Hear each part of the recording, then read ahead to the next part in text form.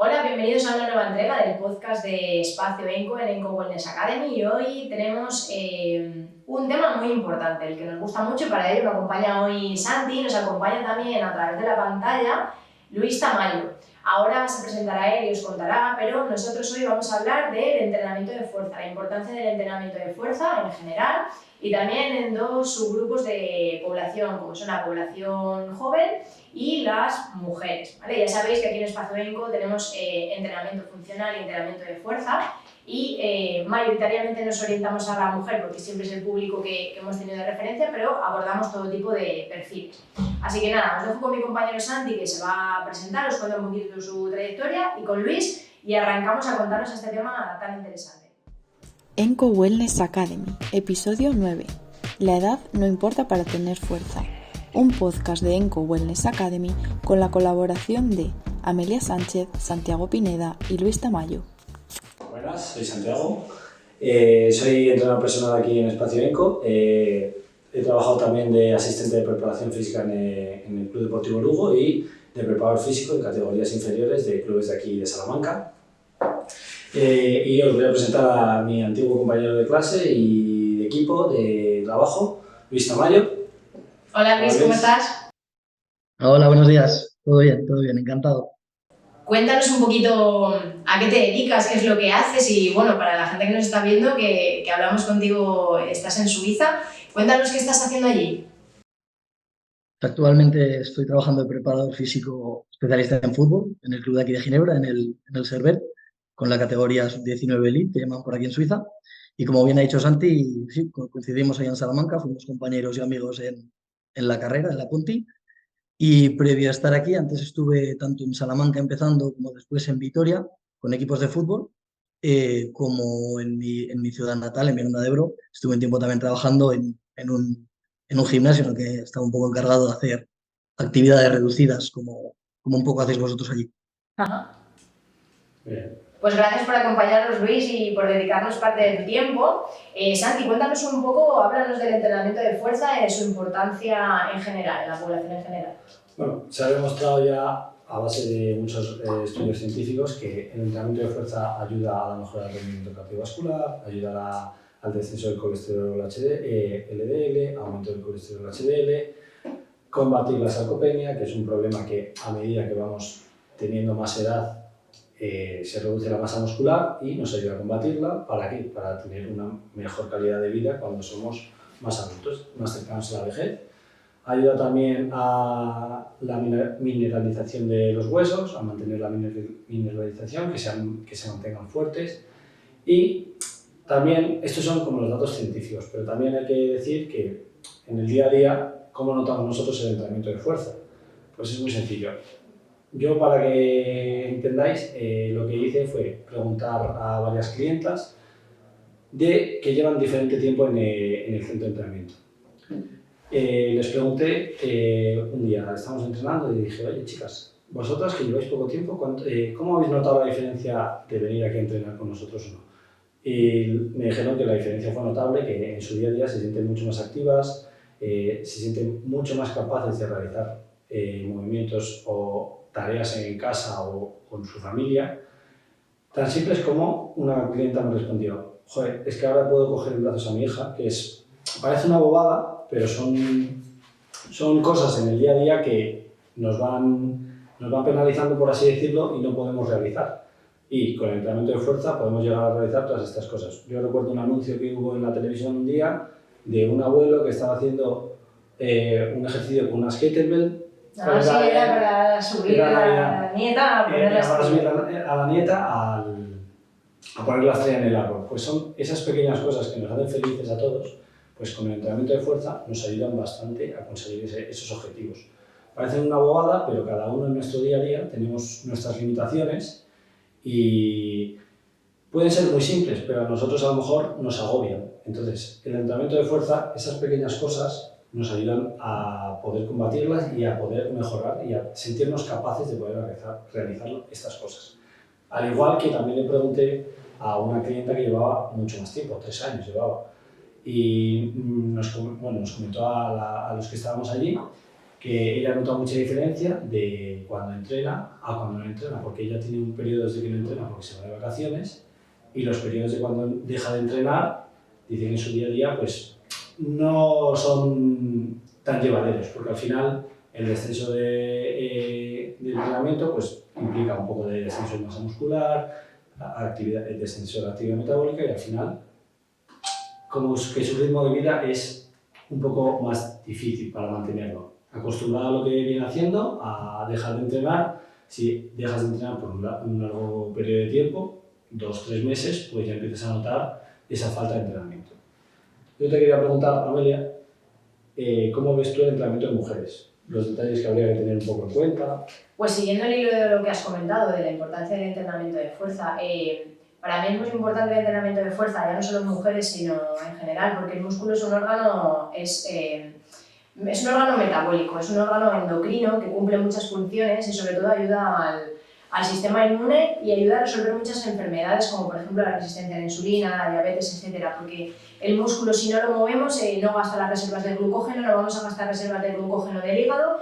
Entonces, a partir de ahí se van a establecer ciertas patologías que ya no estamos hablando solo de sarcopenia, que está muy relacionada con el sedentarismo, sino con otras patologías que están relacionadas con los malos hábitos de vida. Entonces, para mí es muy importante el entrenamiento de fuerza no a nivel estético, sino ya a nivel de vida y de una condición de salud, para mantenernos bien y para conseguir lo que hoy en día se llama un well aging, ¿no? un buen envejecimiento. Vamos a envejecer sí o sí, pero no es lo mismo envejecer con buena o envejecer con mala calidad de vida. Y en mujeres, para mí ha sido siempre el foco, el entrenamiento de fuerza en mujeres, porque desde que Jane Fonda hacía sus vídeos de aeróbic, se ha orientado el entrenamiento para mujeres como cardio, ¿no? Para bajar de peso. Siempre la mujer ha estado estigmatizada en la estética, ¿no? En el cuerpo, en conseguir el mejor cuerpo, y le parece que o ella se entendía, ¿no? Que la mejor manera de conseguirlo era haciendo cardio y sudando, y cuanto más sudas es mejor.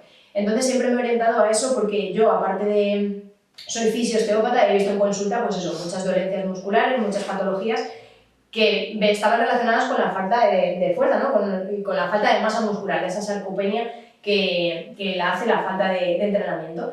Entonces empecé a trabajar con mujeres para que vieran que trabajar la fuerza no era ponerse como Hulk, porque también tienen en la mente, ¿no? que van a entrenar y se van a poner, como algunas dicen, cachotas. Pues mira, para eso hay que entrenar y comer de una manera determinada y no se van a poner como un par de cocos de gimnasio. Y luego es muy importante tener en cuenta a la hora de entrenar mujeres en qué momento de su vida fértil están. Porque no es lo mismo entrenar a mujeres que están en una etapa fértil, que tienen sus ciclos hormonales, que a una mujer que está ya con premenopausia o en menopausia. Es importante en los dos ámbitos, pero es verdad que hay que tener en cuenta algunas condiciones, sobre todo cuando tienen ciclos hormonales. Ya no voy a hablar de menstruación porque lo importante no es la menstruación, sino el ciclo hormonal en sí. Hay que tener en cuenta en qué fase del ciclo se encuentra para saber cómo tenemos que entrenar. No es lo mismo entrenar en una fase folicular, que es la que empieza la menstruación, que tenemos una descamación, tenemos menos aporte de oxígeno porque estamos perdiendo sangre, tenemos menos hierro y vamos a tener menos fuelle a la hora de entrenar. Hay un requerimiento de gasto a nivel orgánico mayor y es cuando empieza, pasados los días de la menstruación, los 4 o 5 primeros días, empieza la subida de estrógenos y ahí empezamos un poco a encontrarnos con más fuerza para poder entrenar. Entonces ahí vamos subiendo cargas, no nos olvidamos de la fuerza, pero vamos subiendo las cargas. Ya en la fase ovulatoria, que es cuando hay un mayor pico de estrógenos y entra la progesterona en juego, es cuando ya ahí hay más capacidad para poder entrenar, podemos subir las cargas, podemos aumentar los pesos y somos más capaces, hay menos resistencia a la insulina, hay mayor tolerancia a los carbohidratos, por lo tanto, aunque tengamos menos ganas de comer, pero sí que tenemos mucha más energía. Entonces podemos meter aquí entrenamientos interválicos, unos HIIT, mayor carga de fuerza, etc. Y luego ya cuando llegamos a la fase lútea, que es la fase premenstrual, sí que tenemos que tener en cuenta que aquí hay mayor resistencia a la insulina, menor tolerancia a los carbohidratos, y sí que no tenemos que perder de vista el entrenamiento de fuerza, pero a lo mejor le podemos dar más importancia al cardio o a tiradas largas si estamos en carrera. Y en el mundo como Luis está entrenando en otro nivel, ¿no? Que no estamos hablando de gente de a pie de calle, cuando se entrenan mujeres que son de competición, tanto por la exigencia del entrenamiento como por la exigencia social, psicológica a la que están sometidas, muchas veces tienen amenorreas. Entonces, es una falta de menstruación y tienen mucha bajada de estrógenos, tienen mucho gasto energético y muchas veces tienen muy poca ingesta de energía, o sea, tienen un déficit calórico porque se les obliga a ese déficit calórico, entonces al final se produce un desajuste hormonal que puede llevar a lesiones. Entonces, muchas veces, y hay muchos estudios, sobre todo están hechos en mujeres, en roturas de ligamento cruzado, dependiendo de la fase del ciclo en la que estén las mujeres. Y muchas veces estas mujeres que están en alta competición, como tienen amenorrea, se les pauta una píldora, entonces, bueno, como no tienen una menstruación real, no van a tener ni picos de estrógeno ni picos de progesterona, entonces esa fase de lesiones como que se amortigua y no se lesionan tanto como las que sí que tienen ciclos hormonales. Con esto no quiero decir que haya que tomar la píldora, pero sí que es verdad que hay que tener en cuenta un poco los ciclos hormonales y que los profesionales del mundo del entrenamiento que se dediquen a la área de la mujer pues lo tienen que tener en cuenta, sobre todo porque hay a veces que vienen mujeres a entrenar y ellas no son conscientes, pues oye, es que no puedo, este peso que el otro día lo cogía, hoy no puedo. Y yo les pregunto, ¿te va a venir la regla? ¿Estás con la regla? ¿Qué te pasa? Porque también muchas veces el mismo intraclase hay que intentar adaptar un poco el entrenamiento, ya no porque se vaya a lesionar, sino porque esa persona tampoco se vaya frustrada ese día de por qué no he podido hacerlo y que ella sea capaz de entender por qué le pasa, porque el organismo es verdad que las mujeres y los hombres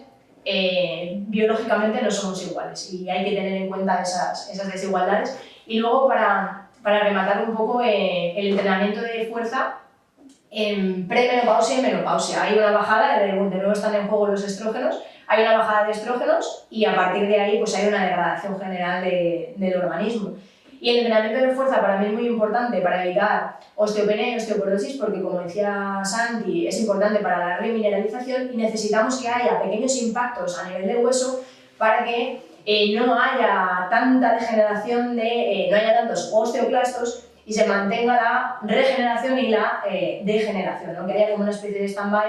Y parece que cuando te haces mayor, no tienes que hacer ejercicio de impacto, no, es que necesitamos el impacto para mantener ese hueso sano y bueno, y necesitamos, aunque no vaya a haber una ganancia de músculo tanto como en edades más tempranas, pero sí que es necesario mantenerlo activo, pues sobre todo también para eso, para tener un buen age, ¿no? Un buen envejecimiento. Cuéntanos, Luis, ¿qué importancia ves tú en poblaciones jóvenes, en el entrenamiento en población joven? Al final, el factor más importante de entrenar con jóvenes, tanto fuerza como otros tipos de actividades, es sentar las bases para después conseguir todo esto de lo que estáis hablando vosotros, esos buenos niveles de calidad de vida, esas actividades diarias laborales sean lo más eficaces y eficientes posibles en todo el espectro de actividades que tengamos en nuestro día.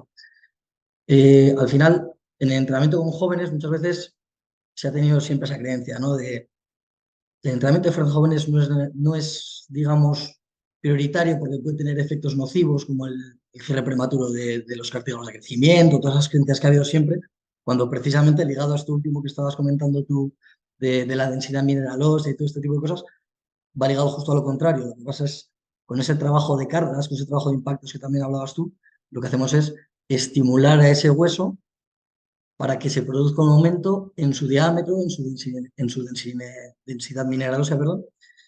Y para eso necesitamos precisamente eso, activar esos osteoblastos que vayan a la zona para hacer nuestro hueso más fuerte y que sea capaz de mantener las cargas que le vayamos a ir aumentando en el tiempo, con nuestro nivel de actividad, con nuestra madurez biológica y física, que lo va a necesitar, esa resistencia a la carga.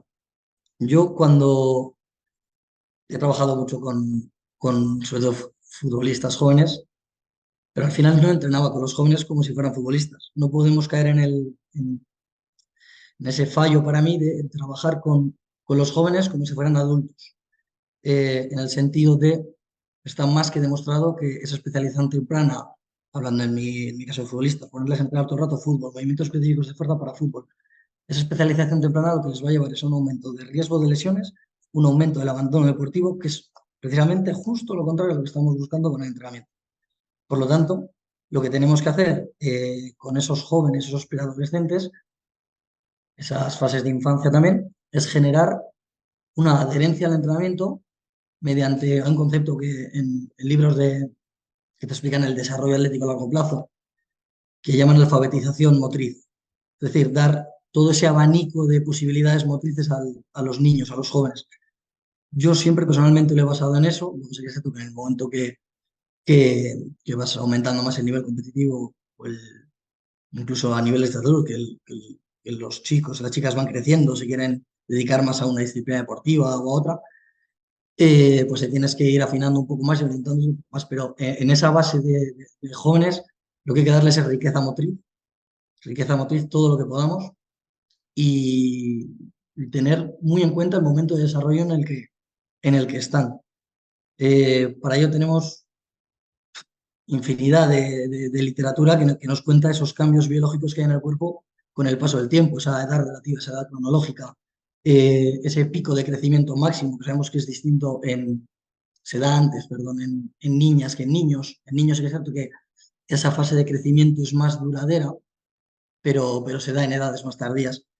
Y siempre tenemos que tener en cuenta ese momento en el que se encuentran, ese momento en el que se encuentran, porque previo a esos picos de crecimiento sabemos que esas adaptaciones al entrenamiento de fuerza y a otro tipo de entrenamientos, por supuesto, se dan más por factores neurales, sensitivización, reclutamiento, coordinación intermuscular, y en el momento que se encuentran en esa fase de crecimiento máximo, incluso post, hay sobre todo muchísimos cambios a nivel hormonales, a nivel de crecimiento en altura, como hemos dicho, y tenemos que sentar esas bases para que en el momento que se dan esos cambios, los jóvenes estén preparados para seguir haciendo sus actividades deportivas, su ejercicio físico, porque muchas veces lo que vemos, sobre todo en el deporte, hay muchísimo, pero en general también, en el momento que se dan esos picos de crecimiento y las personas no tienen esa base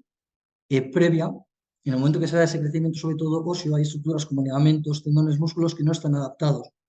Es decir, el crecimiento es descompensado del óseo al tendinoso, ligamentoso muscular, y en el momento que se expone a esos niños, esos jóvenes, esas niñas, a la actividad física, a sus deportes que hacen regularmente, puede aumentar el riesgo, no, aumenta el riesgo de lesión por esa descompensación. Por lo tanto, tenemos que hacer un buen trabajo previo para que en ese punto estén preparados para afrontar sus actividades, sus demandas deportivas, su ejercicio físico. Por lo tanto, lo principal es la individualización. Ahí existen herramientas. Nosotros, por ejemplo, yo personalmente, en clubes anteriores trabajamos con una herramienta que mediante ciertas mediciones muy sencillas que podemos hacer en los centros de entrenamiento, en los clubes, en la escuela, en las clases de educación física, se pueden ver muy fácil, solo midiendo alturas, edades, puedes tener una estimación del punto en el que se encuentra ese niño, esa niña, el punto que se encuentra de crecimiento, para poder adaptar e individualizar más un poco ese entrenamiento de fuerza que llevemos con ellos, sabiendo en ese punto en el que están, modelar el entrenamiento, que ahí está la magia de los preparadores físicos, y tratar de que esas adaptaciones se generen en las mejores condiciones posibles de salud y de integridad física para que luego, si se dan unos efectos nocivos, que se den el mínimo, no lleguemos a ese punto de rechazo a la actividad física. Porque al final es muy difícil que en un contexto de salud bien pautado se den esos momentos de lesión o de rechazo, esos momentos de lesión que nos pueden llevar a rechazos después de actividad física y nos condenen a la larga para crear esos hábitos que hablábamos antes, que nos lleven a una buena calidad de vida en el futuro con ese riesgo de enfermedades y funcionalidad. Al final, en el momento que ya exponemos en mi ámbito más al deporte, a los niños, a los jóvenes deportistas, es más difícil, puesto que al ser contextos profesionales, muchas veces no va ligado el modo de la idea de trabajo con lo que de verdad debería ser. Por eso recalcar la idea de que no hay que entrenarles como si fueran personas adultas y llevarles a su deporte, a sus múltiples deportes que hagan y entrenar solo eso. Yo, por ejemplo, recuerdo cuando trabajaba con edades más jóvenes, ahora ya no realizo las cosas, es más especializado, al ser edades más adultas y más cercanas al rendimiento. Yo recuerdo con niños de 14 años la parte de preparación física que hacíamos, no hacíamos cosas físicas de fútbol, trabajábamos todo, lanzamientos, saltos, caídas, gateos, trabajos de estabilidad unipodal, bipodal, introduciendo juegos siempre para que generara esa adhesión al trabajo, pero nunca nos enfocábamos a un desarrollo deportivo cerrado en ciertas disciplinas. Claro, yo lo que veo, por ejemplo, es que sobre todo en el área en la que tú te dedicas, en el fútbol, he visto pacientes más jóvenes que yo les pregunto, pero ¿no entrenáis fuerza? Claro, tú estás en otro nivel, ¿vale? En otra ciudad europea, que ya Europa funciona de otra manera. Pero es verdad que no se tiene conciencia en los clubes de que hay que entrenar la fuerza, se les enseña, ¿qué haces? No, aprendemos táctica, ya, pero ¿qué me sirve que aprendas la táctica si cuando estás haciendo táctica te vas a poder lesionar igual? Entonces, yo sí que veo que hay como una falta, ¿no? de concienciación en ese sentido. Eso es un tema también. Aquí, por ejemplo, en España, pues las categorías inferiores, los clubes pequeños, cuánto están dispuestos a pagarte o cuánto pueden pagarte a un profesional dedicado al ámbito de la actividad física, aunque sea para llevar la coordinación entera de un club de fútbol. Eso, nosotros hemos estado aquí en España en clubes pequeños que el dinero que recibes muchas veces no te da ni para los gastos de gasolina, entonces poca gente se dedica ya a la preparación física únicamente a un equipo pequeño. Entonces, al final, los entrenadores, que son gente que, corrígeme Luis, si no, que son gente que lo que van es a lo que quieren es la parte de fútbol, se les da unas nociones de preparación física, que esas nociones son más qué es lo que no hay que hacer para que no falles, más evitar efectos nocivos muchas veces, aunque luego ya si lo cumplen o no es cosa de ellos, por así decirlo. No te aseguras que lo cumplan, pero en el curso de entrenador se les da unas pequeñas nociones de preparación física. Y es un poco eso, que la falta de profesionalidad en ese ámbito, ¿vale? Pero yo creo, corrígeme si no, Luis, pero yo creo que es principalmente eso. A veces por ahí vienen los tiros, sí, la verdad que sí. Pero incluso llevándolo más allá, incluso en las propias aulas de las escuelas, de los institutos, esas clases de educación física, se debería trabajar más la fuerza, se debería trabajar más la fuerza y no solo el hoy vamos a hacer voleibol, mañana vamos a hacer badminton, no, porque a través de ese trabajo de fuerza, que repito, no tiene por qué ser coger una barra y ponerte muerto a hacer sentadillas, es que no es eso. Con jóvenes no es eso el entrenamiento de fuerza, es ese conocimiento motriz, ese conocimiento del cuerpo, alfabetización física, es coger a los jóvenes y hacerles conscientes de su cuerpo, de su movimiento. Yo lo enfoco más ahí, que tengan esa globalidad de movimientos, que te sienten luego las bases para ese trabajo de fuerza que vaya más orientado a una cosa, a otra, a estética, a aumento de masa muscular para lo que decíamos de actividades de vida diaria laboral. Yo justo estoy poniendo antes estos ejemplos y yo siempre con esto de funcionalidad, de calidad de vida, siempre pienso, por ejemplo, en un farmer walk, pienso en mi madre, mi tía, yo, mi primo, cargando la mochila con la que va al gimnasio, cargando las bolsas cuando va a la compra, que tienes que parar a las 2 manzanas porque no tienes una fuerza de agarre para poder llevar las cosas. O lo que decís del abuelo que carga a la niña para que ponga la estrella en el árbol. Tú cuando vas a cargar una maleta en el avión, a la parte de arriba de la cabina, ¿cuántas veces habéis visto gente que no puede y le tienen que ayudar la persona que tiene al lado?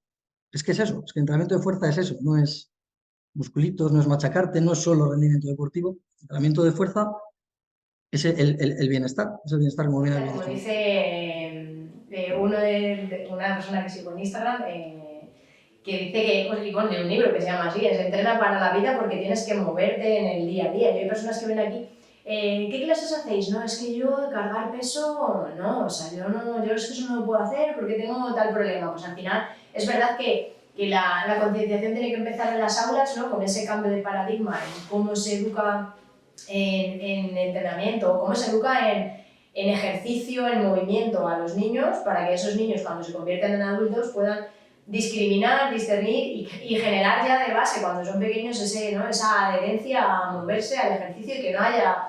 Es que yo creo que también se ha generado mucha aberración al movimiento por cómo estaban pautadas las clases de educación física en el colegio, porque yo en mi colegio me daba tirria ir a la clase de educación física, porque era el test de Cooper con los pitiditos que ya estaba fomentando la competitividad con el compañero que a lo mejor estaba más delgado que tú, me incluyo, más delgado que yo porque yo era regordita y no podía correr tanto, o porque el niño jugaba al fútbol, entonces ya se fomentaba la competitividad para los que quedaban muy bien y la baja autoestima para los que quedábamos muy mal. Eso, más exacto el potro.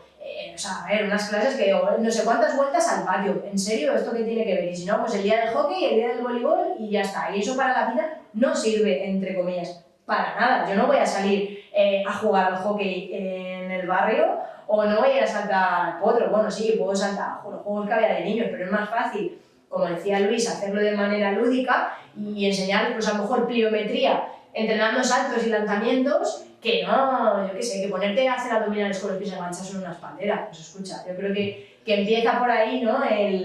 La concienciación y luego ya, bueno, pues que esos adultos tomen parte, ¿no? del entrenamiento. Yo quería hacer una pregunta a Luis, que va un poco por lo que veníamos diciendo, que es ¿qué podemos trabajar, o sea, cómo podemos combatir ese estigma que hay en la sociedad, sobre todo con los padres y ahora los jóvenes que quieren empezar a entrenar, porque se ha visto mucho por redes sociales, que el influencer que me gusta entrena, no sé qué, y muchos jóvenes ahora entrenan, pero hay ese estigma más en los adultos de como cojas peso no vas a crecer, como cojas peso te vas a lesionar, lo que tú has dicho antes. ¿Cómo combatiríamos eso? ¿Cómo lo haríamos? ¿A través de charlas en clases, las típicas reuniones en inicio de curso con los padres, ayudarles a decirles que les va a venir bien, que sus hijos entrenen y que el entrenamiento de fuerza controlado, adaptado a sus fases biológicas, se puede realizar? ¿Tú cómo lo ves? ¿Qué opinas, Luis? Pues yo creo que lo principal sería una labor de divulgación, ¿no? Al final, como todo, muchas veces las creencias se tienen por mero desconocimiento. Mero desconocimiento, tampoco hay que culparles por no conocer, yo no sé de todo. Pero sí que hay que estar abiertos a escuchar, a espacios como estos que hacéis vosotros de divulgación para que la gente coja conciencia. Y yo creo que principalmente a día de hoy con esas personas más adultas, el principal medio es la caja tonta. Para ellos principalmente es la caja tonta, yo creo. O sea, esas apariciones tienen que ser necesarias, de profesionales de la salud como vosotros que puedan poner un poco de luz en el asunto. Y igual un poco también de manera indirecta lo que vayan a llevar esos jóvenes a casa cuando vuelven de hacer bien esas clases de educación física, bien esas actividades extraescolares de fútbol, de bádminton, de gimnasia rítmica, que si nosotros como profesionales en esos espacios que tienen ellos más deportivos somos capaces de concienciarles en el entrenamiento de fuerza, en los beneficios que tiene, ellos a la hora de llegar a casa van a decir, joder, hoy hemos hecho esto, estoy mejorando en esto, voy mejor en esto. Y mi padre va a decir, joder, pues que igual todo este tipo de entrenamientos al que yo tenía tanto miedo, estoy viendo no que mi hijo se queda enano, como hemos escuchado todos, sino que tiene mejor autoestima, se ve mejor, su disciplina deportiva, si es que está enfocada en una, le está yendo mejor, socializa más con sus compañeros. Todo, al final es todo, para mí es todo. Y si mediante esas dos vías, tanto la vía directa de las familias, de los padres, les llega información, como nosotros como profesionales somos capaces de transmitirlo a esos jóvenes que luego van a ir a casa con ese buen feeling, yo creo que esas dos serían las vías principales que yo... Pues muchas gracias, Luis, por estar hoy con nosotros, por estar aquí en esta tarea de divulgación y bueno, esperemos que esos padres tomen un poco conciencia, ya no sea de la caja tonta, sino ya que tenemos redes sociales, que hoy en día hay mucho, hay de todo, pero bueno, siempre se puede ir discriminando que sí y que no. Y esperemos que esos jóvenes puedan cogerle el gusanillo al movimiento. Algo está cambiando en las aulas, no mucho, pero bueno, algo está cambiando, esperemos que cambie más y que podamos tener jóvenes sanos para tener adultos y mayores sanos. Muchas gracias por dedicarnos tu tiempo, encantada de conocerte y bueno, aquí estamos para lo que necesites y bueno, si se nos ocurre otro tema del que hablar que nos puedas ayudar, pues contaremos contigo.